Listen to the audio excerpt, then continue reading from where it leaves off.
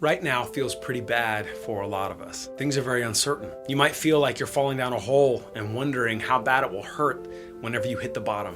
This might sound really strange, so stick with me here. But now is the time to lead.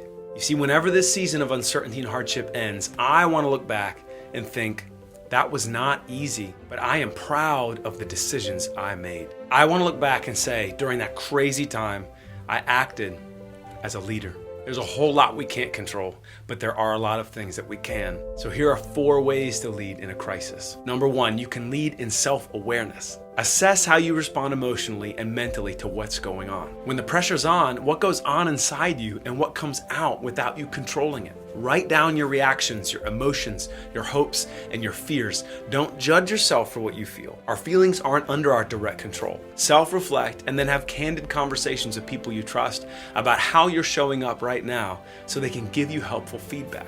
This is the foundation of all true leadership. Number 2, you can lead in self-control. In times of crisis, it's easy to become paralyzed. The weight of everything we can't control makes us feel like we have no control at all.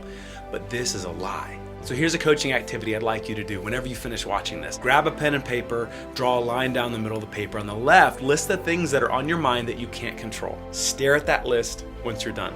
Process your emotions. How does that make you feel? Now, on the other side of the paper, start writing things you can control. If you need help, here are a few things you might be able to control or at least strongly influence what you put into your mind, your perspective on what happens to you. Learning to respond with rationality rather than react in fear. Committing to serve other people. Doing 20 minutes of some physical activity every day. Planning for your future. Telling someone you appreciate them. Going for a walk. Learning a new skill or perspective online. Asking someone how they are doing. Here's the bottom line. For the vast majority of people watching this, there's probably more you can control or influence than you realize. Don't let what you can't control determine what you think and do.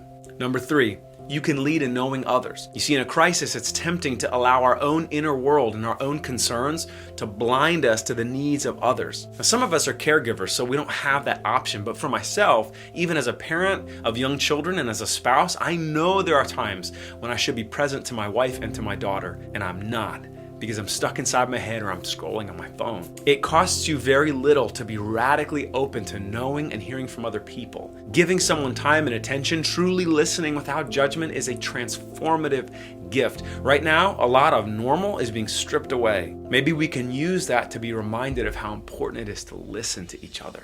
Finally, number 4, you can lead in serving others. I have never in my life regretted radical generosity.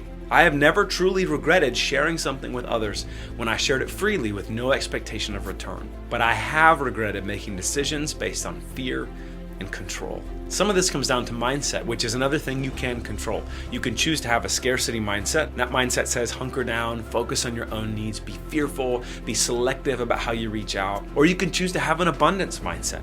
We gain more than we lose when we serve others. We grow more than we stretch when we relate to different people in different ways as they need us. Now, some of you watching may have truly significant barriers to your mental or physical health. I mean, you may literally be at the mercy of other people or of medical equipment or medication. You might not know where your next paycheck or your next meal is coming from. Please understand, my intention is not to minimize any of those things. My message is simple. Think about anyone you interact with, anywhere you go, even if it's remotely for the time being. How do you want to show up?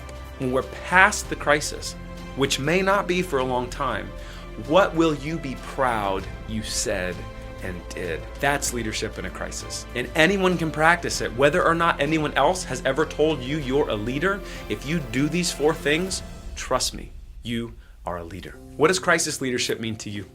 What other ideas do you have? Share your thoughts in the comments. And as always, stay safe and thank you for watching.